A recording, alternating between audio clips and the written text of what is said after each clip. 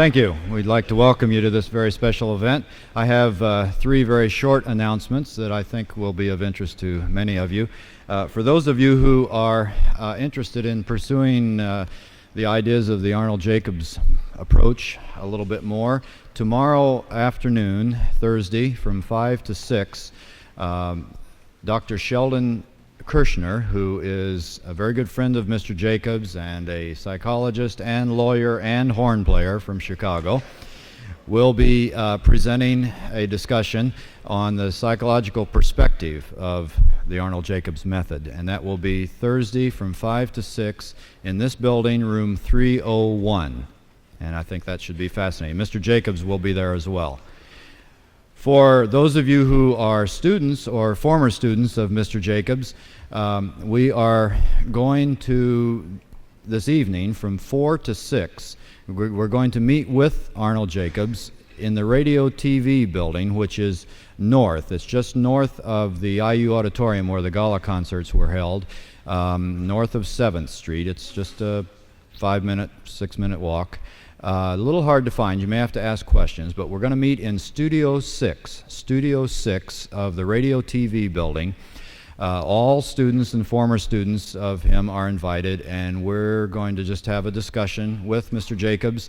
It will be videotaped and should be extremely interesting, and we hope that any of you, all students are invited to attend. I think it'll be very, very exciting. There are just a few people that I haven't been able to contact that I would like to meet me just at the north lobby immediately after this session today at noon. One is Bob Karen, Marvin Perry, Bill Robinson from Waco, Texas, the horn player, Lou Soloff, and Dan Parentoni. If you would meet me just outside the lobby, just outside those doors immediately following Mr. Jacobs' presentation, I would appreciate it. And now I take great pleasure in introducing to you the person who will present the IBC, the International Brass Congress II Award to Arnold Jacobs. The person we chose to make this presentation, it was a very obvious choice for many reasons. A couple of them are the fact that he has shared the stage with Arnold Jacobs for many, many years. Thousands of performances, I'm sure. He's sat immediately in front of Mr. Jacobs and certainly knows the situation from the inside out. He is certainly recognized throughout the world as a teacher, performer, and author without peer. And I would like to now introduce to you Mr. Philip Farkas.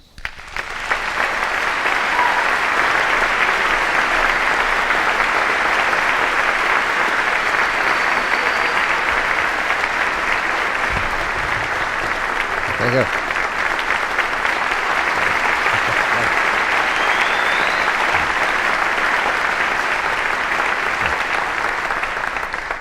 I've been invited to say a few words about my dear friend Arnold Jacobs.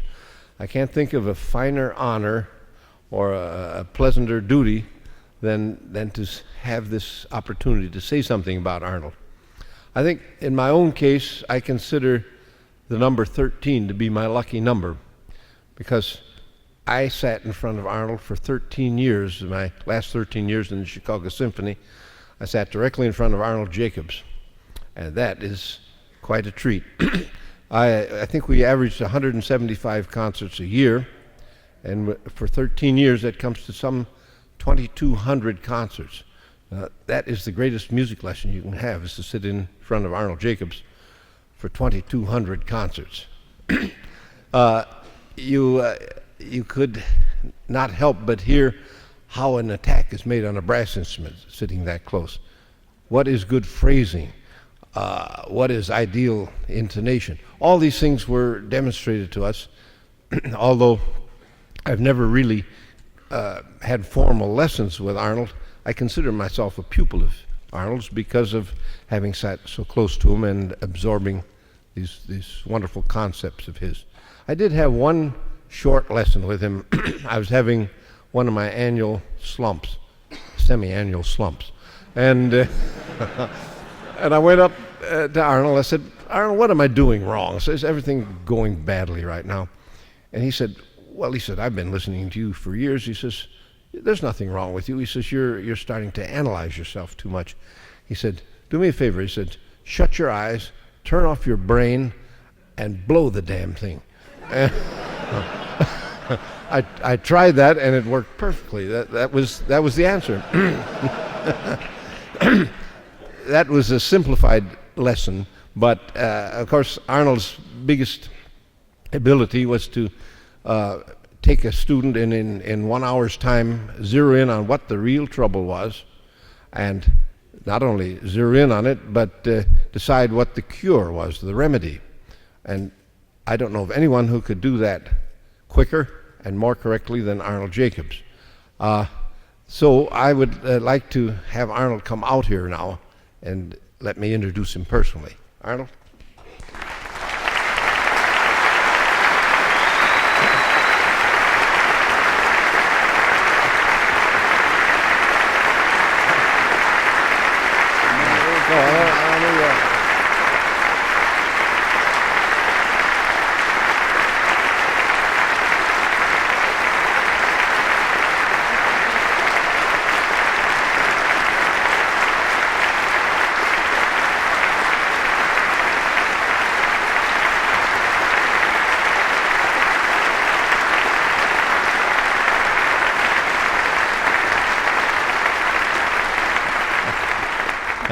The International Brass Congress wants to honor Arnold with this plaque, and I don't know of anyone in the world who deserves it more.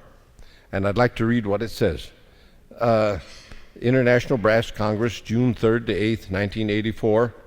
In appreciation and recognition of the unique and profound contribution over the last 50 years through musical excellence, continuing inspiration to all brass players, and a lifetime dedication to artistic tuba performance, the International Brass Congress presents this award to Arnold Jacobs. I just wish that it were solid gold and twice the size, but this is for you, Arnold.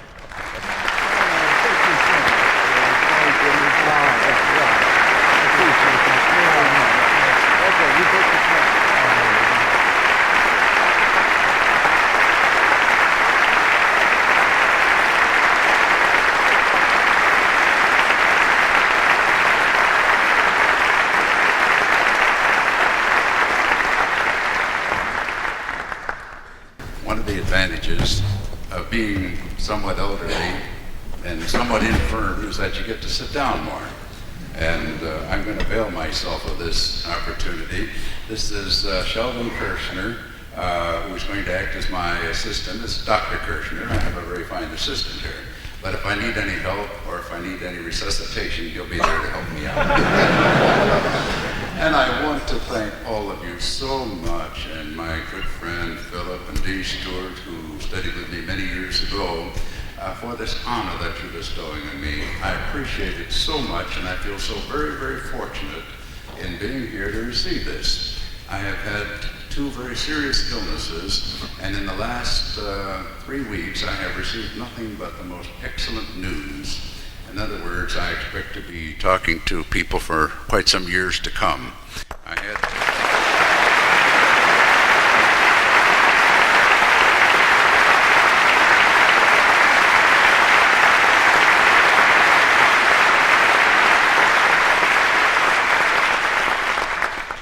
had a cancerous condition develop about 2 years ago, and just recently, within the last few weeks, I was hospitalized, and there was just no trace of it. I wanted to have a champagne celebration in my hospital room, but the doctors and nurses, while they were all for it, just wouldn't allow it. It was right after surgery, but the news was so good, and I felt so good about it, and I'm still celebrating even now. And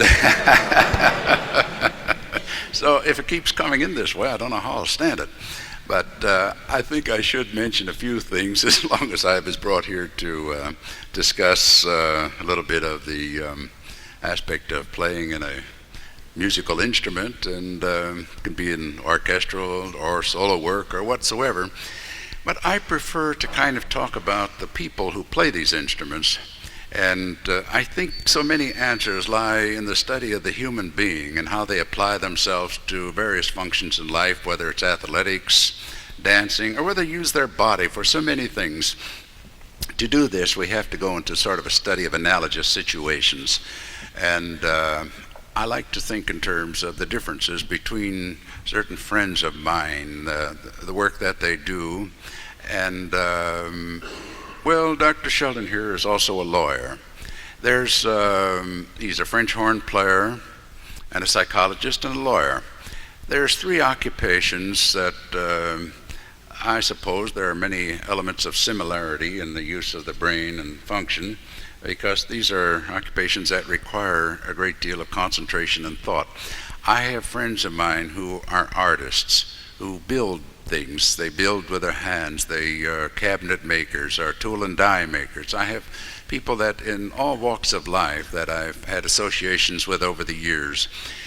And I often think about what must be the differences in, the art form that I'm in and, we'll say, a person who is in construction work, has to design an architecture and so forth. The human brain is a magnificent tool. Those of you who are at the pedagogy workshop on Monday will note that I started talking about this, and I thought I might pursue this a little further and try to clarify my concepts of this, because I do think it's so important. I could sit and play for you, but it wouldn't be very good because of anemia following surgery and this and that.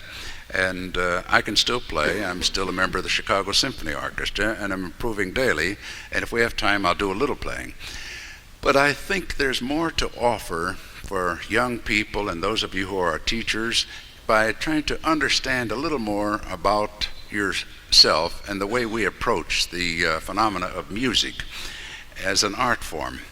If you study machine systems, if you study the structure of an automobile, you find an enormously complex mechanism that's put together by people in the manufacturing business. They put together nuts and bolts and pistons and all sorts of parts that are very complex, and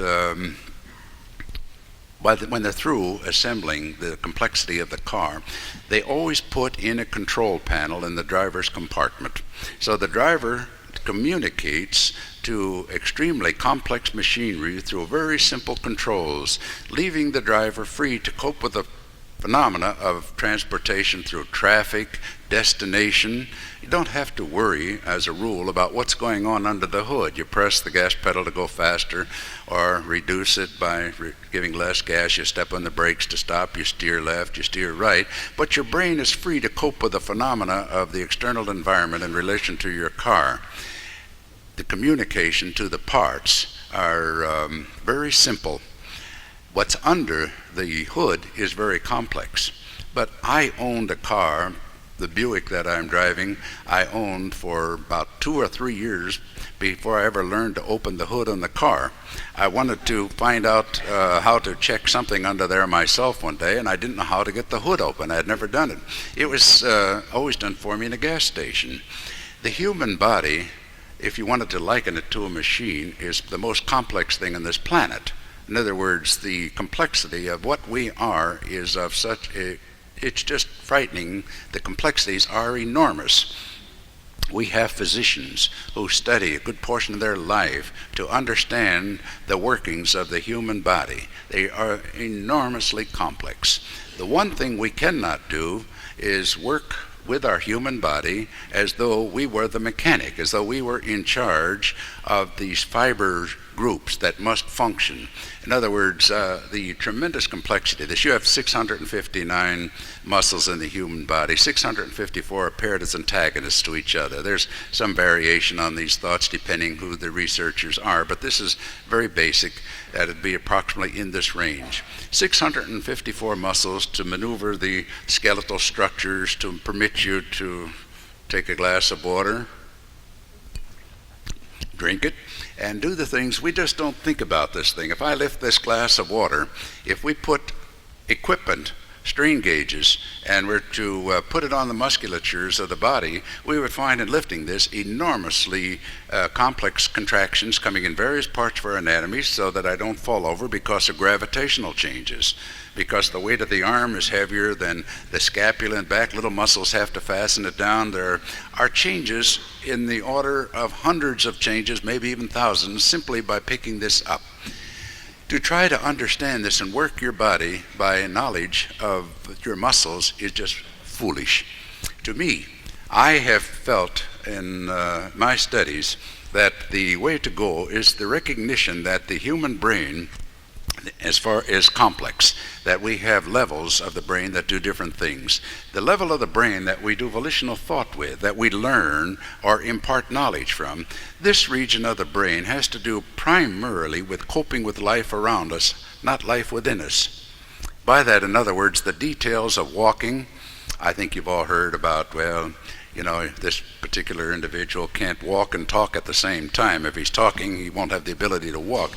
Well, fortunately, we have levels of the brain that permit you to do all sorts of complex things with your body while you're talking or whatever else you're going to be doing, or playing the tuba or whatsoever.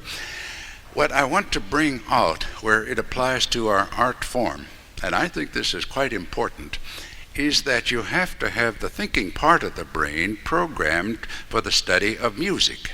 Now, music is a spelling. In other words, it's ink spots on a page. If you think of the word music and you're going to write it, you're going to use letters and you're going to put it down as ink. Music is sound. It's a phenomenon of sound. In other words, the sensors that are going to hear it have to do with the audio aspects of our art form. We will use vision, so we see who's playing and so forth, and I can almost tell students when I look at them and watch them play who they study with, because the student, without realizing it, is picking up the characteristics of the teacher. I can see this so often when I have students. Well, Vincent Chikowitz was a student of mine many years ago. He teaches trumpet at Northwestern University. I can watch his students, and without asking them who they study with, I'll know very much basically by what they look like, the way they hold their horn, the way they approach the aspect of playing, and of course by what they sound like. Students who study with me, I'm sure, pick up certain characteristics, because the sense of sight is one of our extremely powerful learning tools. We learn so much through vision. We learn so much through sound, through touch, tactile sense. Now, our brains must take care of the internal environment. This is done very much by the study of emotion, by the body needs for hunger, for respiration, for the various definite basic needs of our body. We are involved in that. But we are not involved in how the coordination phenomena of musculature is achieved. The many fiber groups that must contract in order to swing a golf club, how they're coordinated, what fibers are innervated, what ones are not. If we study products rather than methods, it is extremely simple to function. When I pick up this glass, this is a product, I have to bring it to my lips. If I have to search around and find my lips, a neurological examination would probably find there has been a disruption in the brain and possibly in the nerves that must signal the muscles, or in the muscles themselves. But if I can bring it directly to my lips, I have a normalcy starting to be established where I don't have to think of the various muscles involved. When I play my instrument, I brought some equipment with me today, but these are very simple. I have to beware of shorting out the microphones because there's a little moisture that comes out with this, but if I play on this, I can make music without my instrument. In other words, there's a connection with my brain, and through the seventh cranial nerve, the motor nerve that's going to feed the embouchure, I have developed patterns of response in the embouchure, just like vocal cords in response to thought patterns, where these act like vocal cords. Now, in terms of embouchure, if I play that little message of music, the Carnival of Venice, I could do this, or this, or the clincher.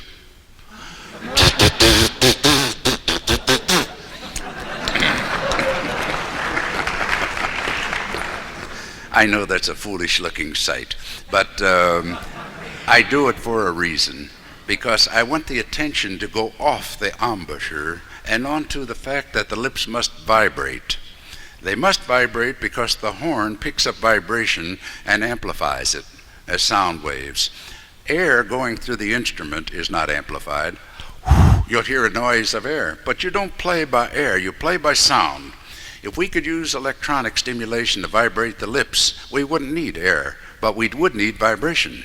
Well, unfortunately, we can't use electronics to vibrate our embouchures, so we must use breath. I'm noted as a teacher. I have developed quite a reputation as a specialist in the use of respiratory function and wind instrument playing and singing.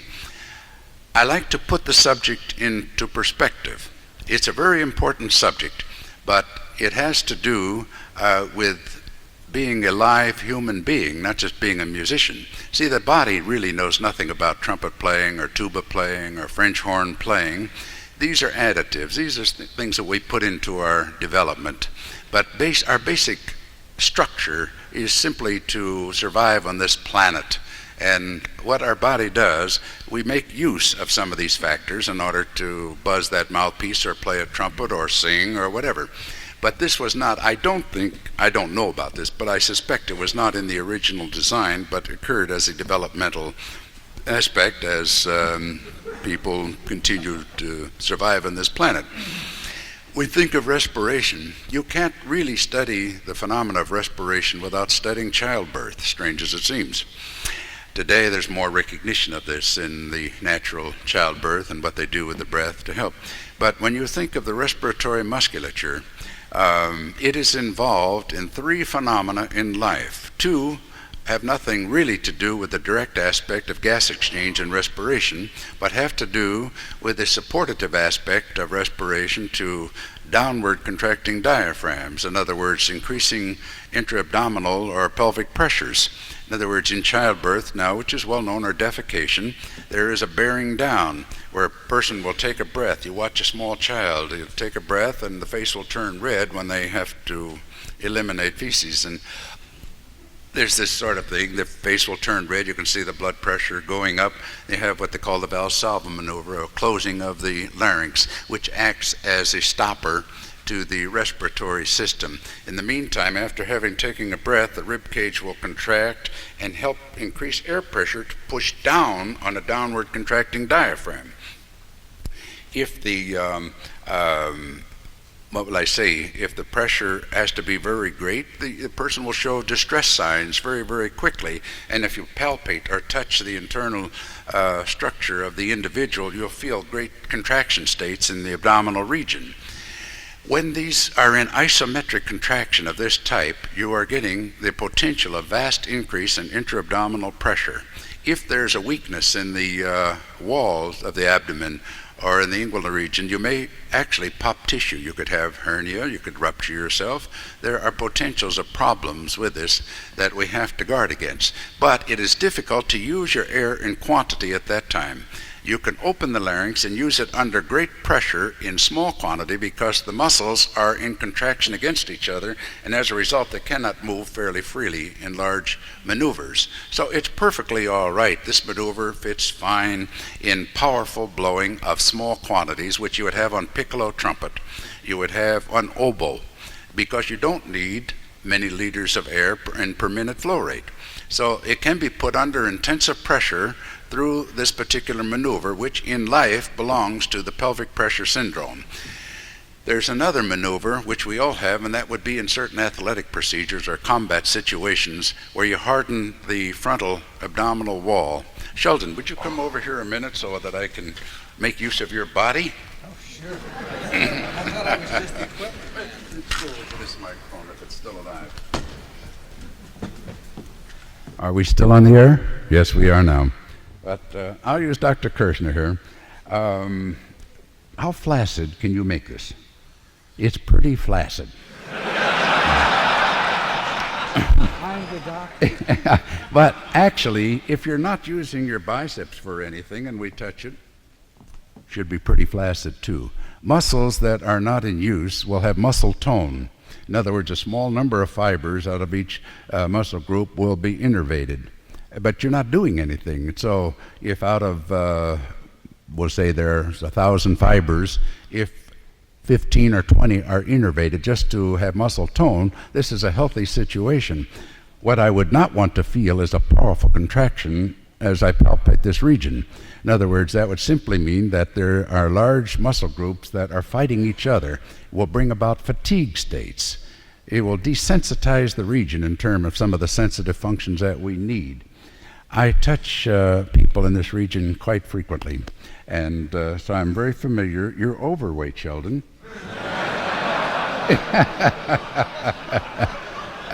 It's a good thing this is all in private. I know. I had a singer from the Metropolitan Opera come to see me last week, and I was working with him, and I had to say the same thing. I mean, I couldn't even feel the ribs. I was...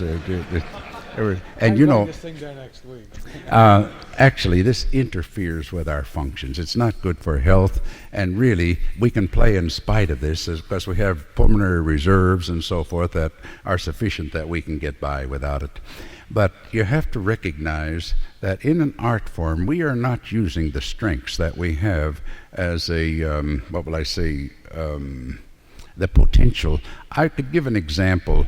Ron, could you come up here? I know that Ron Bishop, besides being a splendid musician and the tuba player of the Cleveland Orchestra, is actually basically a fine physical specimen. Do you think...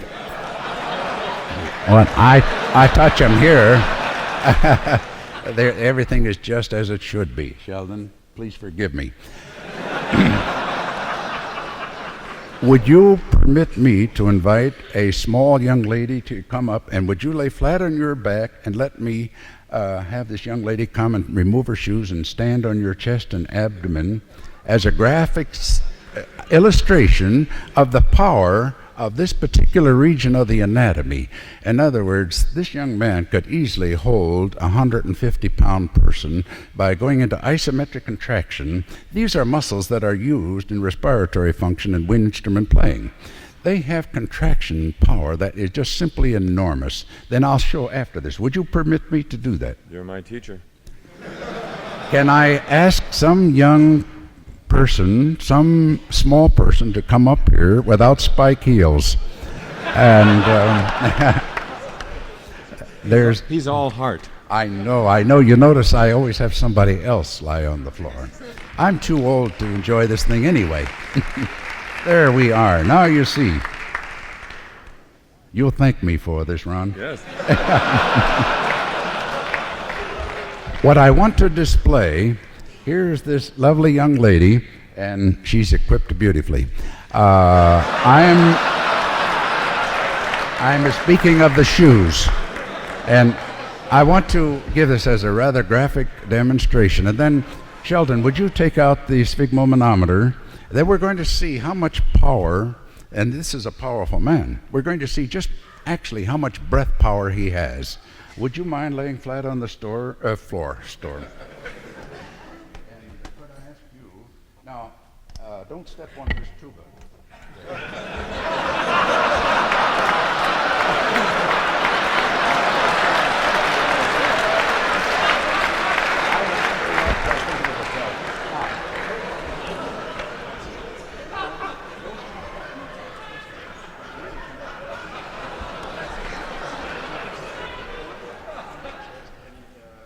Maybe you better step on the tuba.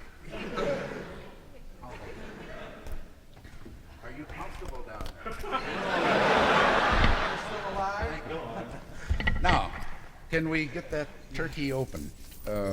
Here, I need a knife. I have a sphygmomanometer here that it's a mercury column that your physician uses when he wants to measure your blood pressure.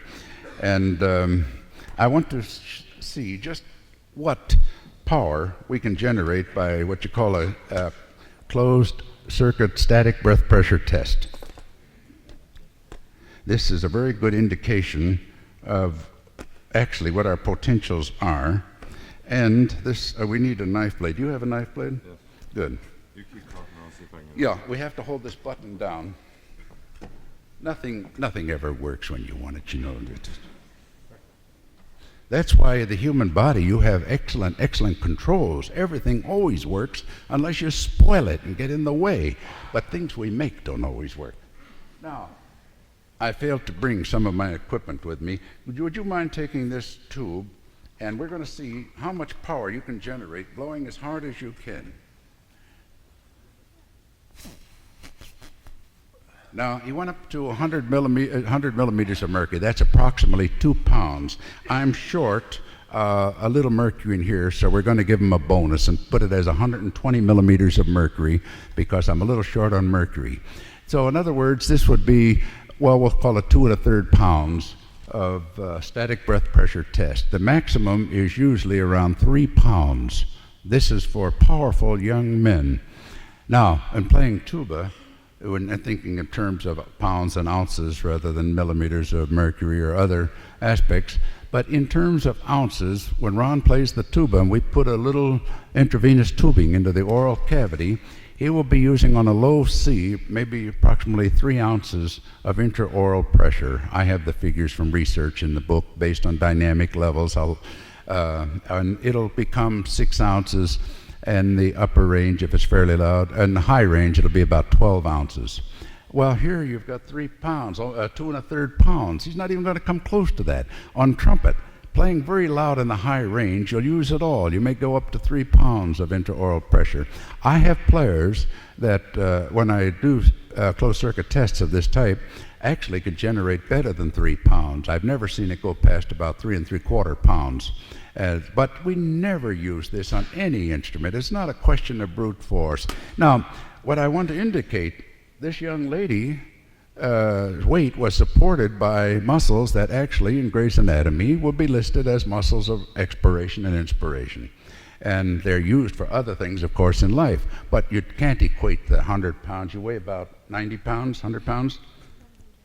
Well, there's 100 pounds supported with great ease, wasn't it? It was a pleasure. Of course. I knew it would be.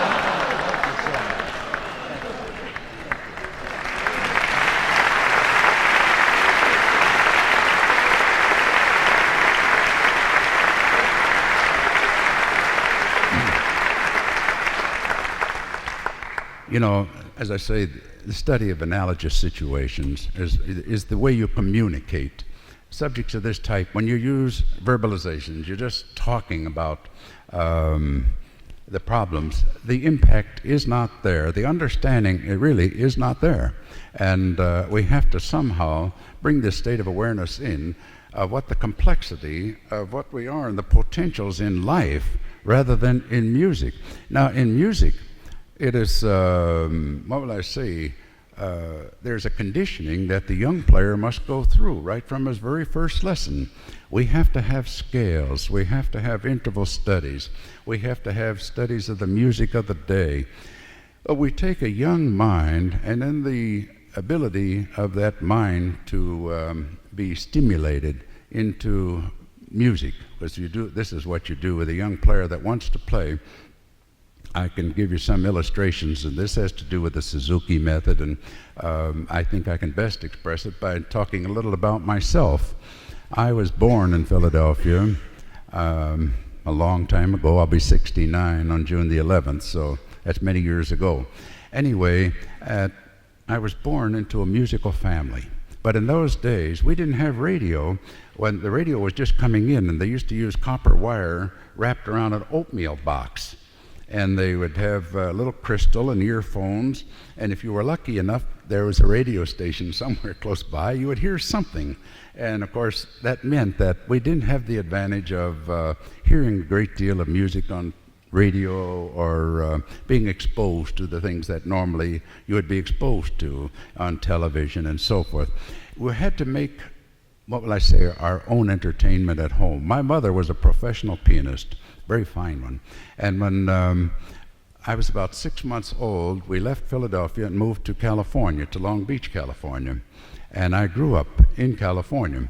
And in the years when I first became interested in music, we lived in a little town called Willowbrook on the edge of the California desert. Well, you know, there are no street lights. It's a town of 400 or 500, and it was great. But my mother, being a professional pianist, used to play hours and hours a day. And for entertainment, we would sing We would get around the piano and sing, but my brain was being flooded with sound. I was not only the recipient of sound, but I had to produce sound because I was using song, which meant the sensors were gathering in information and the brain was getting to receive sound and recognition quite well. But I was also using the psychomotor phenomena of motor activity to influence others through sound. It was in the factor of song. When I was 10 or 11, there was a Boy Scout troop. Anyway, I wanted a bugle. And so my parents bought me a bugle, and my mother would play bugle calls on the piano, and I would listen to them. And I learned to play a bugle by ear. I think you can readily find the Suzuki aspect. Here, a young child is learning by ear, learning to produce sounds, first hearing, then producing it. So the phenomena of imitation is one of our very, very powerful learning tools. Right, Dr. Sheldon? Right.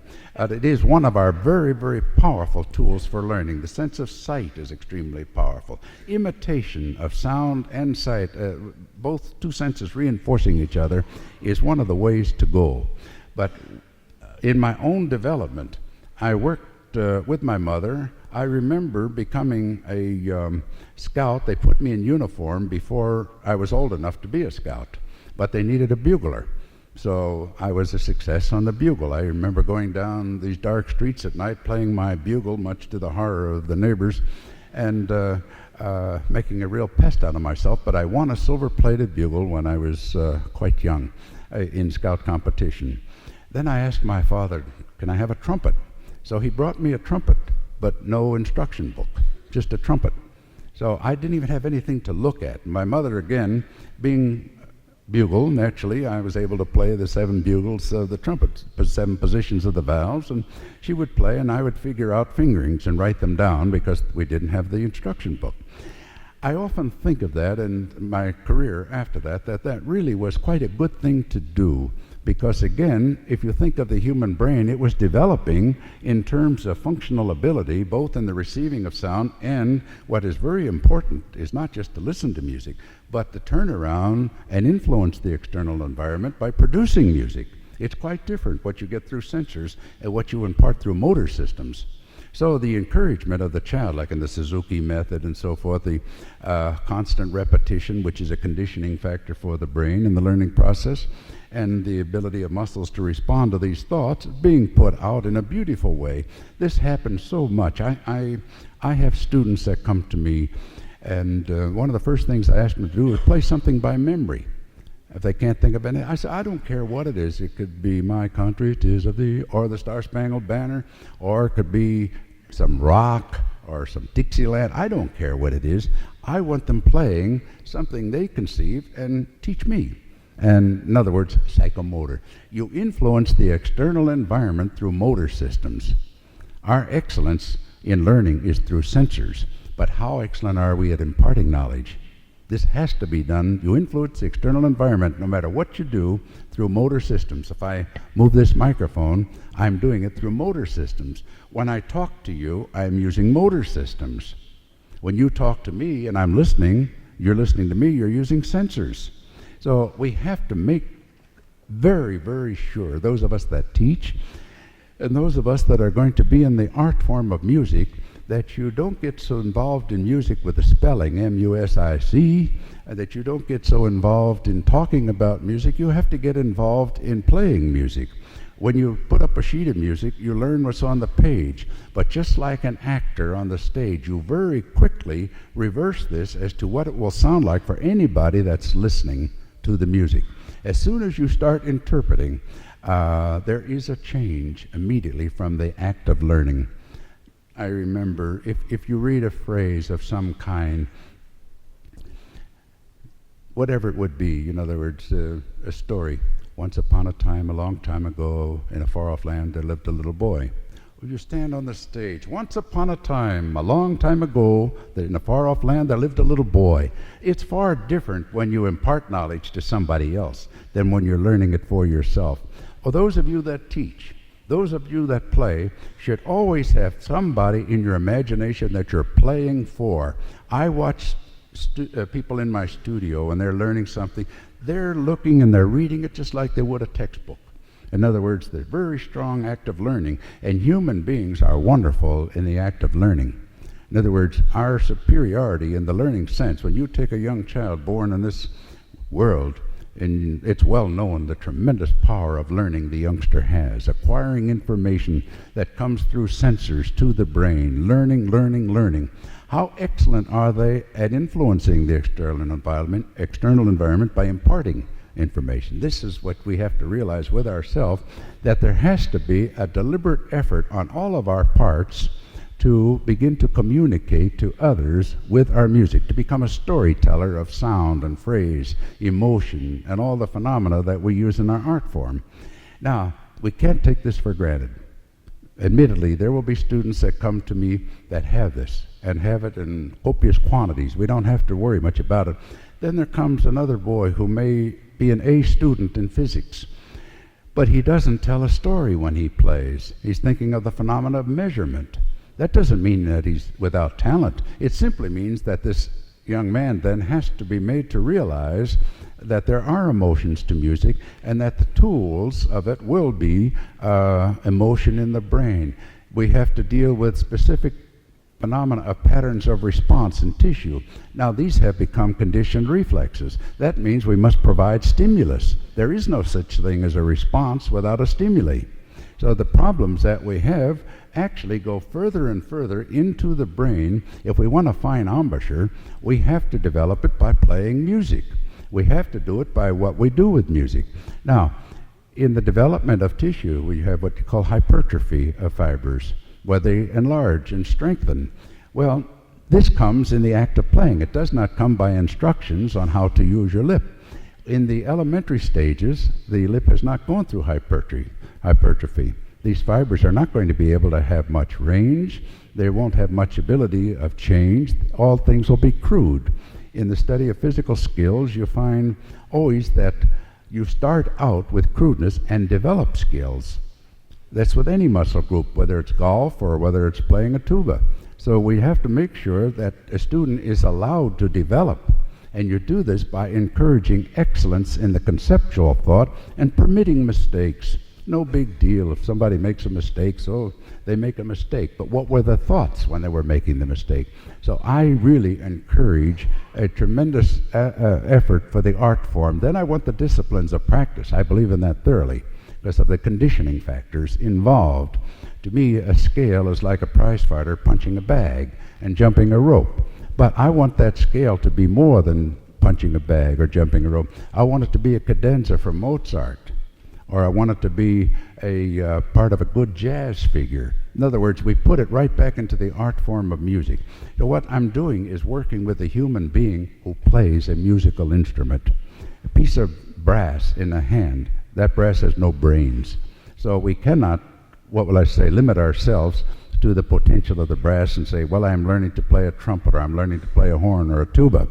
You're learning to play music with these instruments. So the dominance is the sound that comes out of the bell, and it's like circuitry in electronics. You conceive the sound you want, either by imitating the teacher or a colleague or a record, but you conceive, and then you listen to find out if you sound like what you want to sound like. The important thing is not what you sound like, it's what do you want to sound like.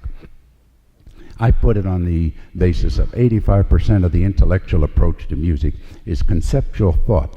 15% is the readout that comes out the bell of the horn, which is sensory. In other words, what do you sound like? To me, I have people that come that only listen to themselves. They're not conceiving. Well, the horn has no brains. In other words, it can't really give you anything. You have to give it to the horn. As I mentioned the other day, there are 3 basics to tone production, no matter how you do it. There has to be a motor function, there has to be a source of vibration, and there has to be resonance. These 3 functions, if you think about it, go through sound phenomena, no matter what it is or where it is. When they send out a piano from the factory, for those that were not at the pedagogy class the other day, the piano is sent to the home with pitch vibration and resonance built in by the factory. You provide the motor function by what you do with your hands. In other words, it's very demanding. Piano is an extremely difficult instrument to play and play well, and there must be great artists to do a fine job. But the factory does send the instrument out with pitch vibration resonance built in. It has a soundboard which we call forced resonance. It's one soundboard that resonates all frequencies. The entire 88 keys are resonated by a single soundboard. The trumpet player has an instrument where there is a strong element of sympathetic vibration involved. Only certain partials will respond to vibration. Others will not. You'd have to try to force them through, but you can't do it. A half valve, you might get something through. But basically, the instrument, you have to send in a frequency of vibration that the horn can resonate, which means amplification of sound. I did some research with my tuba, and when I would put in a sound, in other words, a sound wave of that would come out the bell of the horn, that would have amplified about 20 decibels, which is an enormous amplification of the amount of vibration that went in. But I'm sending, and out comes bum, bum, bum, bum. It's a big sound, you know, because it is amplified by that instrument. Now, we have to bring into recognition that all brass players actually sing with their lips, and the horn has acoustical laws that must be obeyed, but you must send in the right note. It'll deflect in the lower range of the instrument where the partials are fairly wide apart. You'll find that you're able to get the notes because they are easier to come out on a low C and a G in a middle C or B flat, F and B flat. To get between them, you'll have to work like the Dickens to try to force anything out. But if you want resonance, you have to send in the... Talk too much because I know there are other things going on right after this. And I do want to open this to questions. I see it's already 11:53. Let me stop here and have some hands and see if you want me to amplify or go into any other factors that I may not have touched on now. Let's do that now. Any questions? Yes, sir. How about your ideas on playing the lips alone without the mouth? Playing simple melodies and tunes? There are benefits from this, but I don't like it too much. There's a strange thing about the mouth musculature. In fact, all of the facial musculature, most of the muscles of the body are bundled into groups and bound by connective tissue called fascia. The facial musculature does not have that. What gives the face its tremendous motility of expression is the phenomena of free muscles that are not bound by connective tissue. And in the lip musculature, one of the things I did, the demonstration, I played across the entire mouth. And if you'll remember, those of you who are up in years, Vic Hyde, the trumpet player, used to come out with 3 trumpets. The signal from the brain goes across the entire mouth. Now, the way the lip is structured, the mouthpiece is needed, actually, the rim is needed to isolate the region of function. It's very hard to control, in a sense, that without some isolation. Where the muscles interdigitate at the corner of the mouth, you will find the first phase of isolation. The second would be where the mouthpiece is.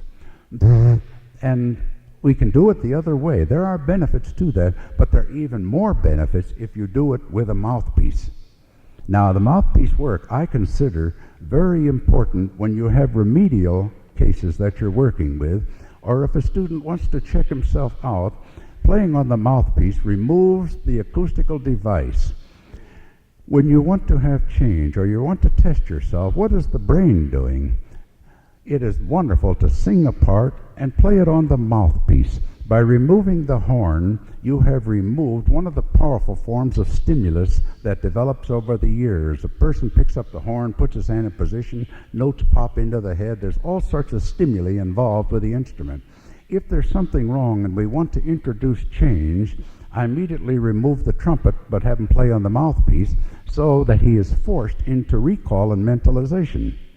Now, to remove the instrument and do that, it forces you into the recall, and we can immediately concentrate more on the musical factor because there still has all of the tissues that are involved in playing the instrument are involved in playing the mouthpiece. Every one except the right hand or left hand, depending on the instrument. But the making of music is still involved in brain and reflex response, conditioned response in the embouchure to thought. If you just think of vocal cord activity, you'll find that the lips actually become the vocal cords of the brass instrument. This can be documented and learned. There are complicating thoughts, but this is the basic aspect of playing a brass instrument. You're very close to singing because the factory sent out a brass instrument that has only the ability to resonate according to its acoustical laws. It does not have the ability to provide you the pitch and just blow in, like in some of the woodwinds. I understand that you vibrate the reed and then the instrument will provide the pitch. So the brass instrument is very close to singing, and I think the brass player should consider himself mentally very close to the act of singing. Not in a technical sense of physical application, but in the musical sense of vocal cord activity in the embouchure, expressing your thoughts with it. There's great benefit to making music with the lips, but I would strongly suggest the use of a rim of the mouthpiece. I came upon this when I was young. The first girl I ever kissed gave me a disease, and that's a terrible thing. I was only 11, I think, something like that, and we were playing Spin the Bottle. And I kissed this girl in playing Spin the Bottle, and she had scarlet fever.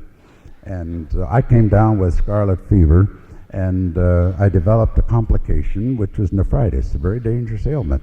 And I spent a long time in the hospital. This is before antibiotics, way back.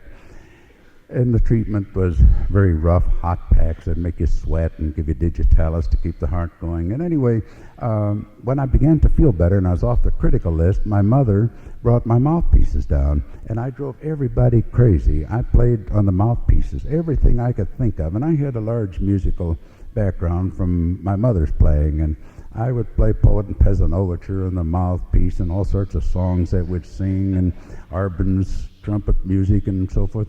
When I came out of the hospital a couple of months later, and I picked up the trumpet, it took me a couple of moments to find the partials, but I played better than when I went in. And I realized this is a fabulous tool, and I use it a great deal in teaching. When I want to focus on the mentalization, I have to create strangeness. If we want to change a situation of response, you don't do it by the study of the muscle that's responding.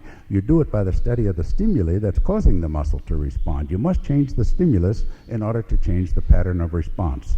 To do that, you introduce strangeness, or you can't create change. If everything feels the same, and it's not going to change. The first student will be frustrated, but he can't do anything. He has to alter the motivation.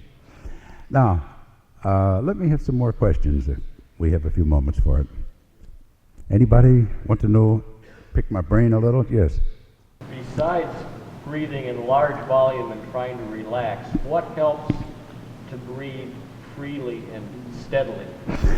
The key to inhalation, again, is to go back to the study of the human being, and don't go to the study of respiratory functions based on the machine, but to find the ability to inhale based on suction with minimal friction. In other words, suction is the clue for the diaphragmatic descent. If you were to fluoroscope a person taking a breath based on the free movements of air and of this type, you will find that there's a center of the brain that has wonderful, wonderful efficiency that you're communicating with. You're ordering a large volume of air into the mouth. You're not guiding it based on the physical phenomena of what we know, according to Boyle's law, to be the enlargement phenomena of the thorax. So you're going to the psychological attitudes of respiration. And yawning without opening your mouth wide is a wonderful tool.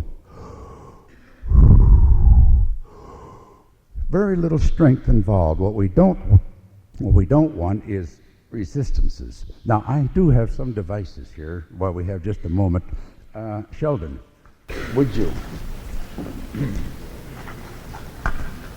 Just maybe some of you have seen these before, but there's a young man in Las Vegas, I think it's called Casino Enterprises, and his name of all things is Howard Hanson, and he does not conduct.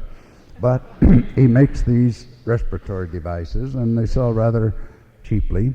They are not versatile in terms of flow rates, and it takes about maybe 10 ounces of negative pressure to pull this ball up. Now you have to blow it up, excuse me, I'd be in the wrong direction.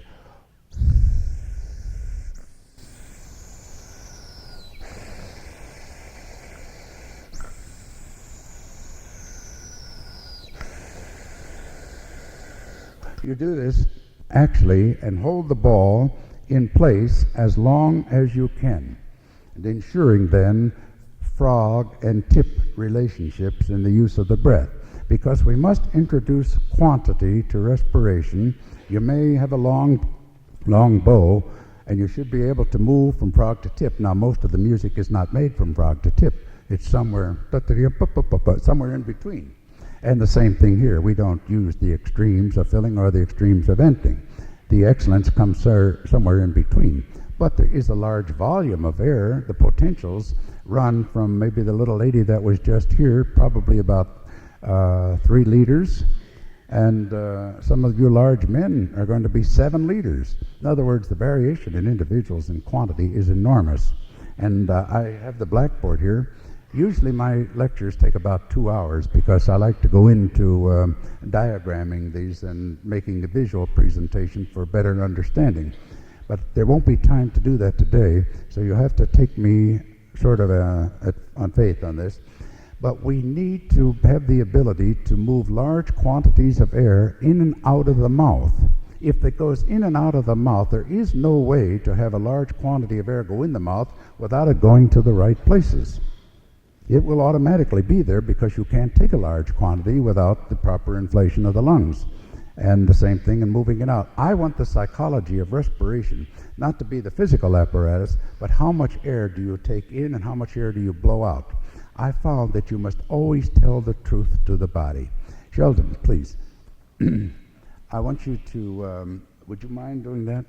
I hope I'm not infected or anything, but after the hospitalization, I must be sterile in every way. Try it. Take a chance. Blow it up, expose the ball. Or get your hands out of the way. Now you have to blow. Now keep the ball up. Now pull her way up. And hold it as long. You'll see a general expansion, a thoracic expansion, enlargement and reductions. He's doing it in response to this ball. And continue until you can't take any more.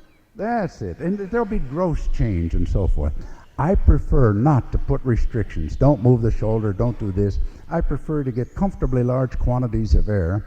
In the study of physical skills, you don't worry so much about what's wrong as to what has to be right.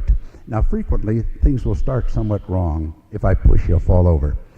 Hyperventilation starts in about after 3 complete gas exchanges done fairly rapidly. He's not quite to that there. This doesn't do it rapidly enough. Now, would you get me that little box that's in there?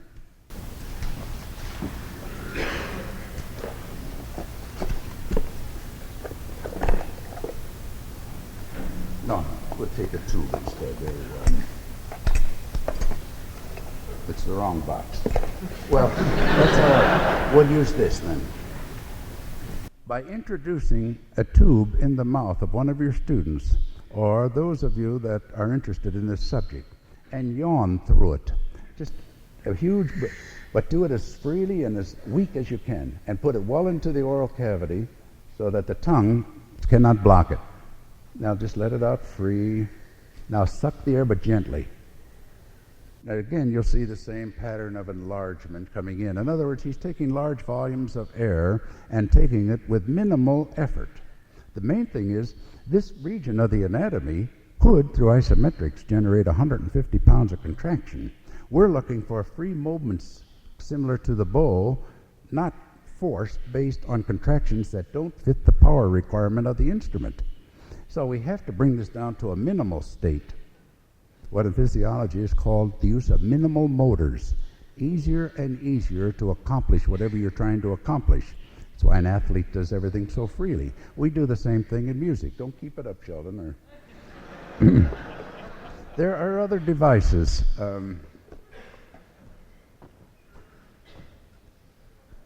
This is a little gadget here that actually measures flow rate according to quantities of air. It has a specific size. And it's like a duck call. It's very easy to use. We're just going to set it at 180 liters per minute. Sheldon, would you be so kind as to blow through that?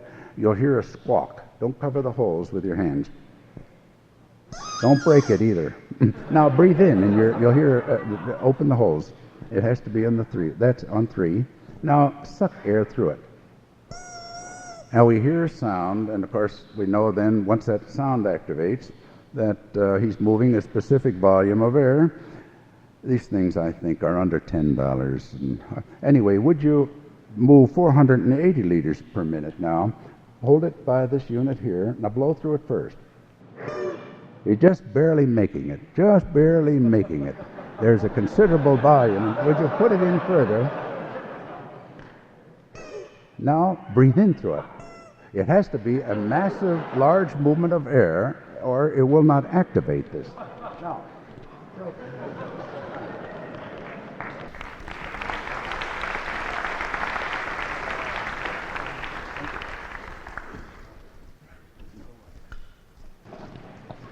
I have a little device here. It's a spirometer, spira having to do with breath. It's a breath meter. It's not a conventional type, but it works. It's not completely accurate, but it's close enough. It's close enough to be a functional unit. Now, I'm going to have Sheldon blow in this as fast as you can. It's like a siren. Take a huge breath. Put this so the tongue cannot occlude the port, and move your air through as fast and as complete as you can. Make it as loud and noisy as you can. It'll act like a siren. Right. Now it'll read out his lung volumes. Now there's 4,400 milliliters that he's showing in this, which is a very good breath for a little fellow who is somewhat overweight.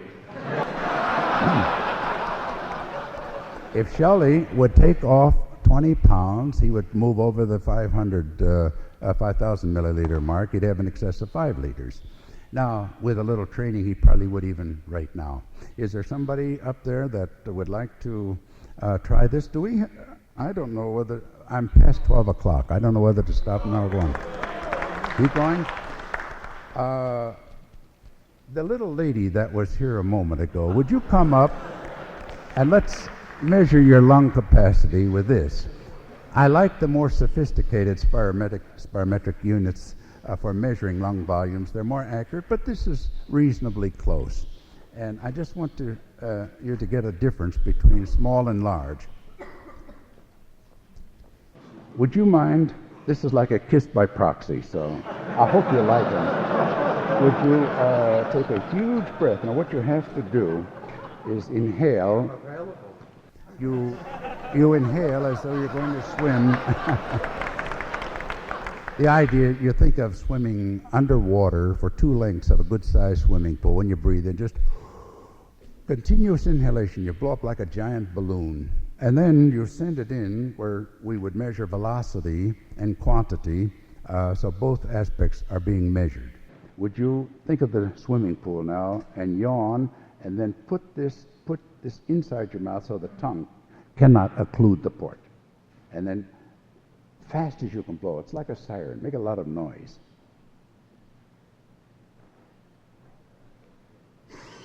Bravo. This is better than mine. I can tell by the pitch. Absolutely. 3,590 milliliters, which is excellent. You're only about 5'1".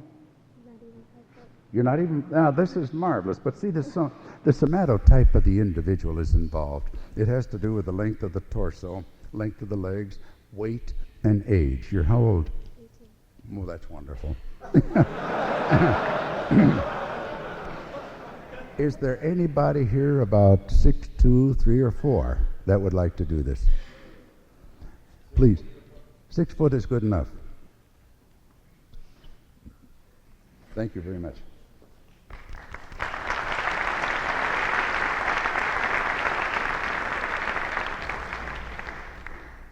Again, take a preliminary breath for me, just so I can look at you. You want to tell me about this first? No, leave that alone. Take a big yawn. Just, in other words, this is not music.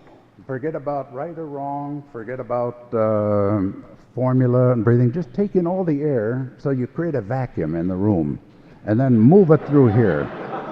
You understand? Then you run it through here as fast as you can, but put this far enough in the mouth that you cannot occlude the port with your tongue. Don't breathe through that. Room air first. Then it's one way into that. Now, he did beautifully, but he didn't take a full breath. He still has more than this. Whatever this is, you have much more. Well, now, this is 3,700 milliliters. I do almost that well. I know it. You see, your lungs go this high in the body. They go right up to the clavicles. In other words, in the complete capacity breath, there will never be a complete breath without movement of this particular region. Don't be afraid to move it. You're not playing. You know what I mean? Yeah, I want you to try it again, but this time I want a real breath. Give me your hand. Put it over here. I have fun teaching. Can you sense the movement of the sternum?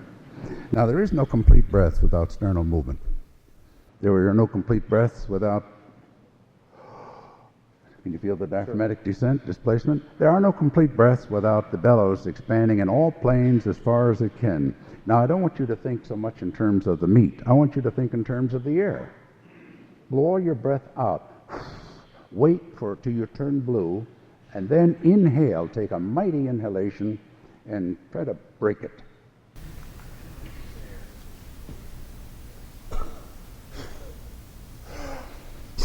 Still not a complete breath. You better come and see me in Chicago.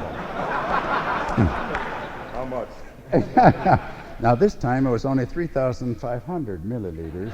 I can tell by looking at this gentleman that he has well over 5 liters. Now, he is not taking it, which means there has been a prior conditioning to where he is using limit. He could probably be the best player in the world. It wouldn't matter. In other words, he's got more than enough for what he's trying to accomplish. But somewhere there is a block, and I know where it is, simply he is expanding to breathe where he should be breathing to expand. In other words, he is creating a physical maneuver. Shelley, would you come here a moment? Now, I'm going to simulate. May I have your hand? Just put it on the abdominal region, what we call diaphragmatic breathing. You can probably see it moving in and out. Now, I'm not breathing at all, right? Right. Any difference? Except for air, no. Well,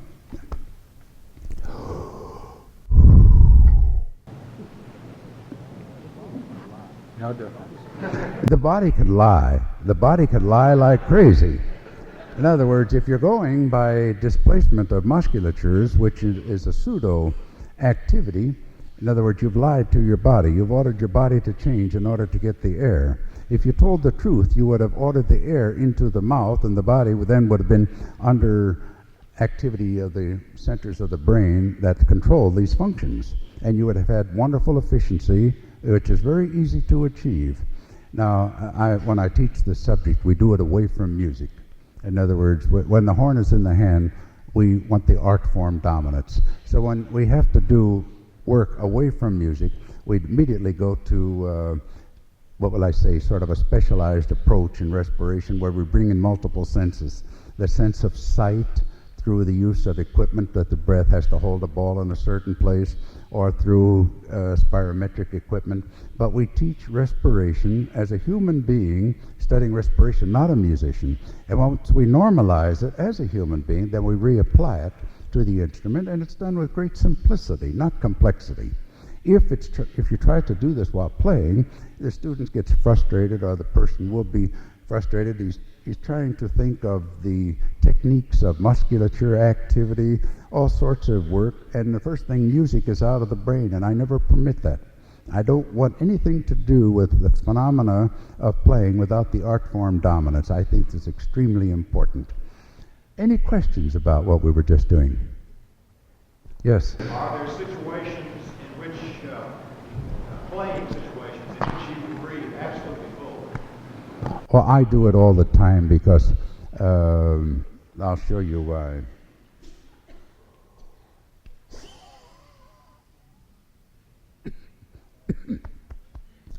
That's 3,450 milliliters, which is the best breath I've had in probably 2 years.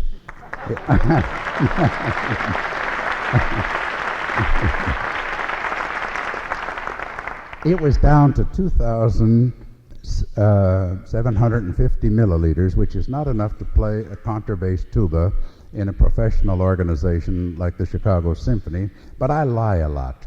I cheat, and I sneak breaths where they shouldn't be, but I do it so fast that nobody knows it. And it's a little bow, so I change it often, and I get by with it. But it's much easier. My breath capacity as a young man was about 4,750 milliliters. I have students, one of them has 7,400 milliliters, just over 7 quarts, where at my best I was under 5. Chester Schmitz, who was here yesterday giving a lecture, I have a spirogram of Chester of, I think, 5,500 milliliters. Roger Bobo, 6,400. And I have never had 5,000 liters, but I had excellence in playing because it's a smaller bow. I just change it when I need to. But I do it based on musical phenomena and good taste in how to phrase and so forth. And I can use the air quite well. Now, I have not done this good. This is the first time I've been up this high since my initial ailment started up. But in losing weight, overweight cuts down on lung volumes, and age cuts down. There's an aging process which you should know about, because when you form your habits, when you're 18 years old like this little lady, the amount of air that you move, or this young man here, the amount of air that you move at that time, there's a signal that goes to the brain on muscle expansion. And the same amount of expansion when you're 20 that will move, we'll say, 4.5 liters or 5 liters. When you're 50, the exact same motions, if you put pneumographs and study the amount of motility and change, you'll find that instead of 5 liters, you've got 4.25 liters. In other words, their throat begins to change, their tongue begins to give you problems. There are all sorts of changes in the playing because you have less air and it moves less freely than when you're young. If you take large general inflations, this doesn't happen. You'll get out of breath a little faster, but you won't stimulate the reflexes on the upper end of the respiratory system. It's dangerous to get out of breath, in other words. It's dangerous to have too little. So it is wonderful to have air to waste, and I teach this. Always waste your breath. Don't make a big deal out of it. Take enough in that you can be comfortable at the end of the phrase. If you can't be comfortable at the end of the phrase, then with good taste, break in and make a sub-phrase and take a breath. But don't get out of breath. And particularly those of you who are going for auditions, you must make sure that under stress, you will use actually your air up much faster than you would in the conditions of studio playing. You'll find your pulse rate goes up when you're a little stage fright. Respiration becomes a little shallow and rapid. The conditions which you carried it all the way to completion would be hysteria, starts up in a minor way in students or young people waiting for auditions. It's rather an agonizing experience. One of the things you must do to counter that is immediately you start inhaling slow, large breaths.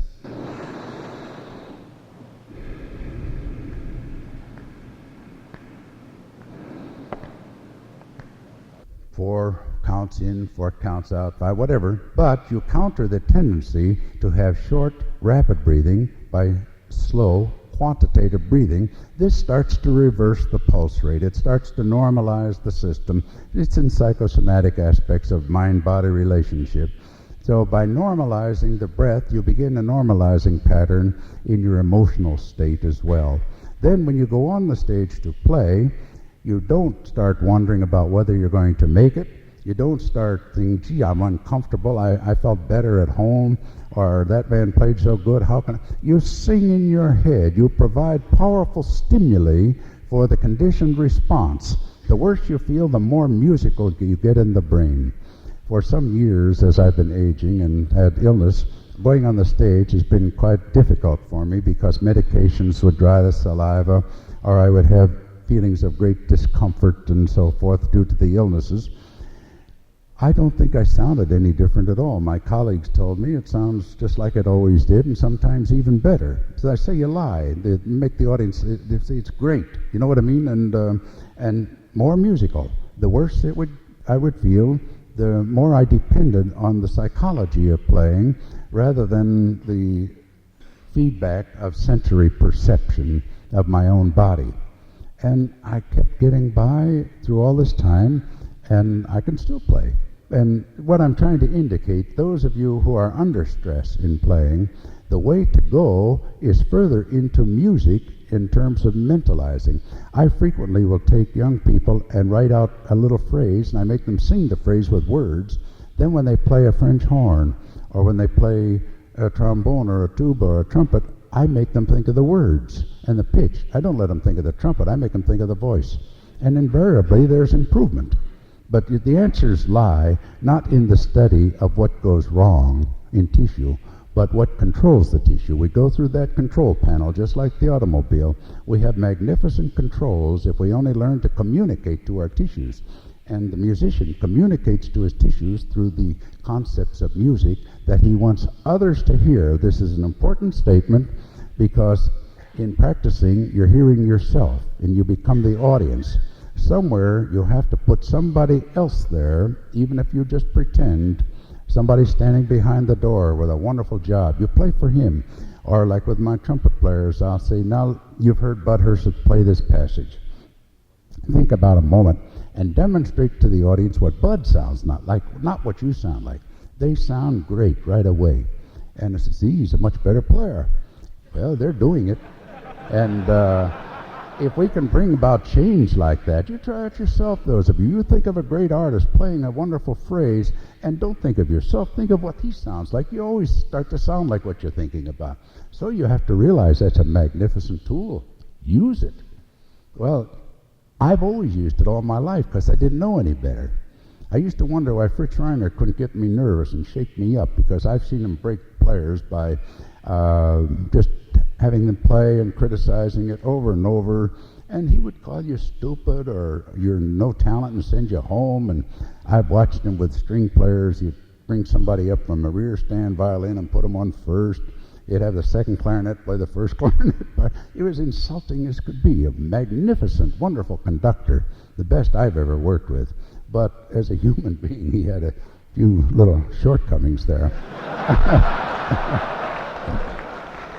But he would ask for things, and I never realized this until later years. I was studying this subject, why he could never shake me up. He would ask for things. He'd say, I want this note shorter. I want this phrased this way, and he'd sing it. I wouldn't think of his words. I would hear in my head what he wanted this to sound like. Even if I was wrong, I always went by a mental picture of the resultant sound the way he wanted it. I didn't think words. In other words, I converted shortness into what would it sound like shorter, not how it was spelled, or the phrase as he sang it. I would imitate his singing.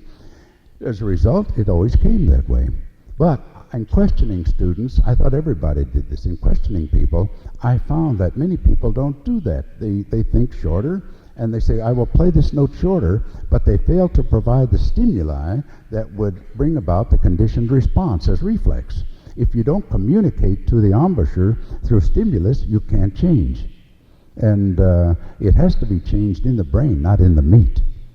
The meat will change, and it's all right to have certain awarenesses of embouchure as long as they're held to a minimal state. The big factor is the conceptual thought. I could go on like this for hours, and I know that I'm way over. One more question. Yes? Could you play a little for us, please?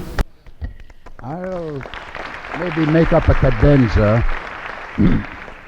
I always hate to play at the end of a clinic because the mouth is dry and the conditions are terrible, but I'm going to just fake a little cadenza.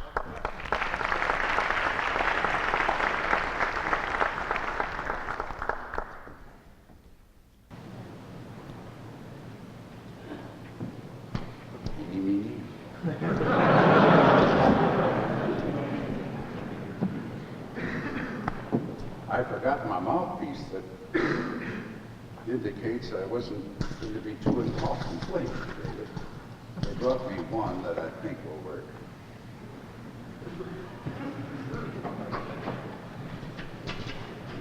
Sorry, but I can't play standing up. Too old.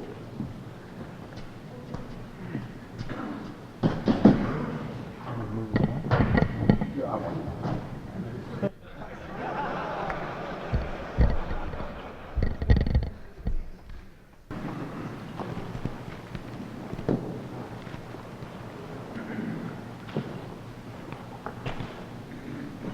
I was operated on 3 weeks ago, and I had, as I say, a cancerous condition that I've been treated for, plus a heart attack, and so I haven't been playing too much lately.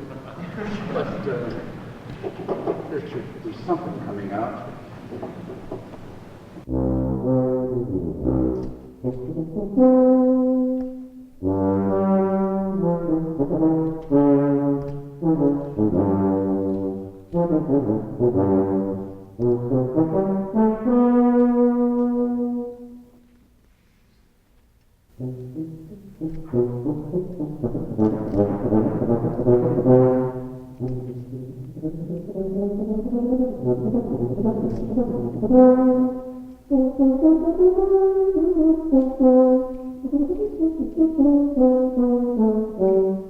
It's rather interesting. I started lying out as a bugler, and every now and then I still revert back to them. In the